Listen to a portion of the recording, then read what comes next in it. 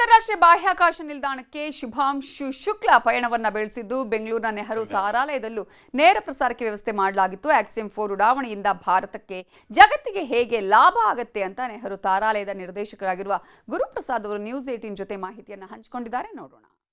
ನಿರೀಕ್ಷಿತ ಆಕ್ಸಿಯಂ 4 ಇವತ್ತು ಉಡಾವಣೆಗೊಳ್ತಿರುವಂಥದ್ದು. ಅದರಲ್ಲೂ ಕೂಡ ಪ್ರಮುಖವಾಗಿ ನಮ್ಮ ಭಾರತೀಯ ಶುಭಾಂಶು ಶುಕ್ಲಾ ಅವರು ಕೂಡ ಒಂದು ಬಾಹ್ಯಾಕಾಶ ಪಯಣವನ್ನ ಶುರು ಮಾಡಲಿದ್ದಾರೆ. ಹಾಗಿದ್ರೆ ಈ ಆಕ್ಸಿಯಂ 4ನ ಮಹತ್ವ ಏನು, ಹಾಗೆಯೇ ಶುಭಾಂಶು ಶುಕ್ಲಾ ಅವರಿಗೆ ಒಂದು ಭಾರತೀಯ ಅಂದ್ರೆ ಕರ್ನಾಟಕ ಬೆಂಗಳೂರಿನ ನಂಟು ಹೇಗಿದೆ, ಏನೆಲ್ಲ ಈ ಒಂದು ಉಡಾವಣೆ ಈ ಒಂದು ಆಕ್ಸಿಯಂ 4 ಇಂದ ಪ್ರಯೋಜನಗಳಿದೆ ಅನ್ನುವಂಥದ್ದನ್ನ ತಿಳ್ಕೊಳ್ಳೋಣ. ನಮ್ಮ ಜೊತೆ ಈಗ ನೆಹರು ಪ್ಲಾನೆಟೋರಿಯಂನ ನಿರ್ದೇಶಕರಾದಂತಹ ಗುರುಪ್ರಸಾದ್ ಅವರಿದ್ದಾರೆ, ಅವ್ರನ್ನ ಮಾತನಾಡ್ಸೋಣ. ಸರ್, ಮೊದಲನೇದಾಗಿ ಈ ಒಂದು ಆಕ್ಸಿಯಂ 4 ಇವತ್ತು ಬಹು ನಿರೀಕ್ಷೆಯನ್ನ ಇಟ್ಕೊಂಡಿದೆ. ಇದು 4 ಗಗನಯಾತ್ರಿಗಳು ಹೋಗ್ತಾ ಇದ್ದಾರೆ.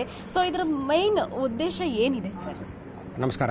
ಮುಖ್ಯ ಉದ್ದೇಶ ಏನಪ್ಪಾ ಅಂದರೆ, ಇದು ಆಕ್ಸಿಯಂ 4 ಅನ್ನುವಂತಹ ಅಭಿಯಾನ.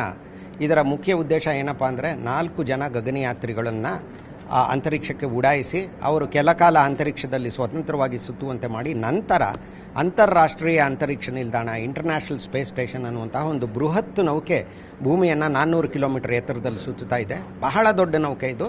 ಅದನ್ನು ನಾಳೆ ಅವರು ಕೂಡಿಕೊಳ್ಳುವಂತೆ ಮಾಡಿ ನಂತರ 2 ವಾರಗಳ ಕಾಲ ಅಲ್ಲಿ ಅವರು ವಾಸಿಸುತ್ತಾ ಅಲ್ಲಿನ ವಾಸಿಸುವ ವಿಶಿಷ್ಟ ಅನುಭವವನ್ನು ಪಡೆದು, ತೂಕರಹಿತ ಸ್ಥಿತಿಯ ವಿಶಿಷ್ಟ ಅನುಭವವನ್ನು ಪಡೆದು ಸುಮಾರು 60 ಪ್ರಯೋಗಗಳನ್ನು 4 ಜನ ಒಟ್ಟಾಗಿ ನಿರ್ವಹಿಸಿ ನಂತರ ಅವರನ್ನು ಸುರಕ್ಷಿತವಾಗಿ ವಾಪಸ್ ಕರೆತರುವುದು ಆಕ್ಸಿಯಂ 4 ಅಭಿಯಾನದ ಉದ್ದೇಶವಾಗಿದೆ. ಈ ಅಭಿಯಾನನ ಹಮ್ಮಿಕೊಂಡಿರೋದು ಆಕ್ಸಿಯಂ ಅನ್ನುವಂತಹ ಒಂದು ಖಾಸಗಿ ಸಂಸ್ಥೆ, ಅಮೆರಿಕಾದ್ದು.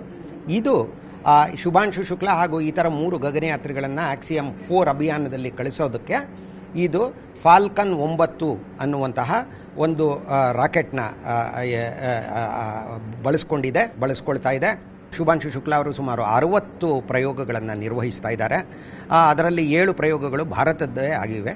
ಇವು ಅನೇಕ ಕ್ಷೇತ್ರಗಳಿಗೆ, ಖಂಡಿತ ವೈಜ್ಞಾನಿಕ ಕ್ಷೇತ್ರಗಳಿಗೆ ಪ್ರಯೋಜನಕ್ಕೆ ಬರುತ್ತೆ ಅನ್ನೋದಕ್ಕೆ ನನಗೆ ಅನುಮಾನ ಇಲ್ಲ. ಆದರೆ ಜೊತೆಗೆ ಭಾರತದಲ್ಲಿ ಇಂತಹ ಉನ್ನತ ಮಟ್ಟದ ತಂತ್ರಜ್ಞಾನವನ್ನು ಬಳಸುವಂತಹ ವೈಜ್ಞಾನಿಕ ಪ್ರಯೋಗಗಳನ್ನು ನಡೆಸೋದು, ಯೋಜಿಸೋದು ಸಾಧ್ಯ ಅನ್ನುವಂತಹ ನಮ್ಮ ಆತ್ಮನಿರ್ಭರತೆಯನ್ನು ಇದು ಪ್ರತಿನಿಧಿಸುತ್ತೆ. ಇಷ್ಟು ಗುರುಪ್ರಸಾದ್ ಅವರ ಮಾತುಗಳು. ಕ್ಯಾಮರಾ ಪರ್ಸನ್ ವೆಂಕಟೇಶ್ ಫೆರ್ಲು ಜೊತೆ ಹಂಸ ಶ್ಯಾಮಲಾ, ನ್ಯೂಸ್ 18 ಬೆಂಗಳೂರು.